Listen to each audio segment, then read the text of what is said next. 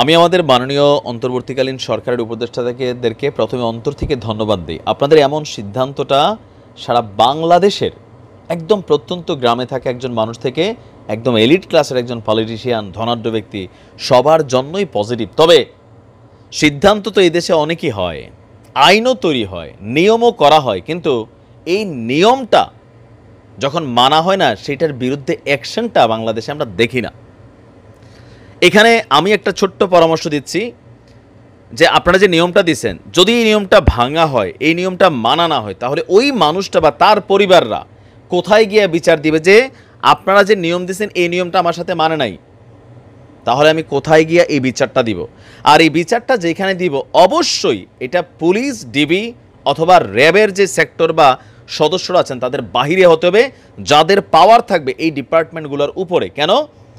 আমার সাথে যদি একটা হয়রানি হয়, আমি এভিডেন্স সহ আমার পরিবার অথবা আমি ব্যক্তিগতভাবে সেখানে এটা কমপ্লেন করব। তো কমপ্লেন যাদের কাছে করব তারাও যদি পুলিশ হয়, ইনভেস্টিগেশন যদি পুলিশের বিরুদ্ধে করে, ভাই এত আবার বাঙালির ভিতরে সততা নাই। এবার আসেন, পরিচয় না দিয়ে কাউকে গ্রেফতার না দেওয়ার সিদ্ধান্ত দেওয়া হয়েছে। যেমন আমরা এখন দেখি ডিবি পরিচয়ে বাংলাদেশে গত 15 বছর যে গুম খুনের মূল খেলোয়াড় ডিবি হারুন সহ আরও যারা আছেন, ডিবি পরিচয় তুলে নিত, আবার তারা সাংবাদিকদের বলতে আমরা তো জানি না, আমাদের কোনো টিম যায় নাই।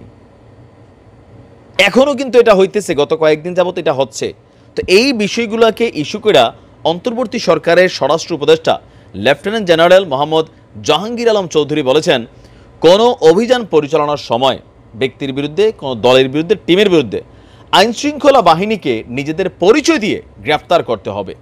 যদি পরিচয় না দিয়ে কোনো অবস্থাতেই কাউকে গ্রেফতার করা যাবে না।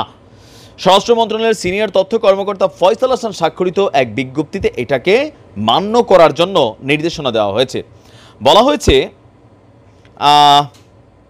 দেশের আইনশৃঙ্খলা পরিস্থিতি ক্রমান্বয়ে উন্নতির দিকে, বিভিন্ন থানা থেকে লুট হওয়া অস্ত্র উদ্ধারে অভিযান পরিচালনা করা হবে।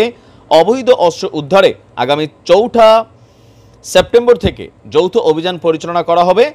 আর এই পরিচালনার সময় যে কোনো অভিযানে এই নির্দেশনাটা মানতে হবে। কারণ এখন যখন এই অভিযান পরিচালিত হবে, বহুত আওয়ামী লীগের নেতাকর্মী বা ধরেন বিএনপির মধ্যেও বিরোধী দল যারা আছে, বিরোধী শক্তি, তাদের নেতাকর্মী, এদেরকে প্রশাসনকে ব্যবহার করে নানান ধরনের ঘটনা কিন্তু ঘটানোর সুযোগ আছে। অথবা ডিবি পরিচয়ে রাতের আধারে যে সোহেল তাজের আশেপাশে কে জানি ঘুরলো, এরকম ফোন দিল, হাই অথরিটি সামহাও। তো যারাই গ্রেপ্তার করবেন, আমার কথা হচ্ছে, যদি কোনো মানুষ অপরাধ করে তাকে আইনের আওতায় নেন, দোষী হলে আদালতের মাধ্যমে শাস্তি দেন, কিন্তু গুম করে নিয়ে 3 দিন আটকে রাখে একটা মানুষের পরিবার স্ট্রেস হয়ে যায়। আর এগুলোতে কি হয়? ধান্দাবাজি হয়, টাকা পয়সার ব্যবসা হয়। তো বলা হচ্ছে যে আপনার এখন এই আইনগুলো সম্ভবত আরও আগেই আছে, আমি জানি না এইভাবে আছে কিনা বা নির্দেশনাটা এইভাবে আছে কিনা। তো নির্দেশনা তো স্বরাষ্ট্র মন্ত্রণালয় দিয়ে দিছে, কিন্তু তারা এইটা বলে নাই যদি কোনো পুলিশের অফিসার অথবা সামহাও ডিবি অথবা সামহাও যে কোনো কেউ এই রুলসটা ভাঙার 3 দিন পরে তারা স্বীকারোক্তি দেয় যে আমাদের কাছে আছে বা আমরা গ্রেপ্তার করে আনছিলাম, জিজ্ঞাসাবাদের জন্য সামনে আনি নাই। তো সেই ক্ষেত্রে সেই পুলিশ কর্মকর্তা বা সেই আইনশৃঙ্খলা বাহিনীর সদস্যর বিরুদ্ধে ওই মানুষটা কোথায় নালিশ দিবে?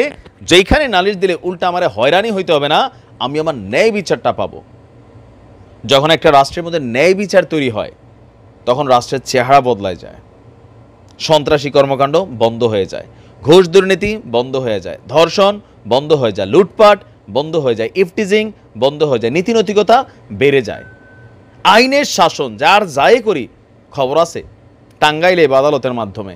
এই ভয়টা আজকে বাঙালির মধ্যে নাই, এখন পর্যন্ত নাই, বিএনপির মধ্যেও এখনও নাই। মনে করতেছে ক্ষমতায় গেলে আর আমরাই তো আইন আদালত, এটা কিন্তু আছে, কিন্তু তারেক রহমান এটা বুঝাচ্ছেন বারবার, যেটা পুলসিরাতের পোল বাবা, ক্ষমতায় গেলে কি করবো সেটা পরে, বাট রাইট নাও পরিবেশ আওলাইস না।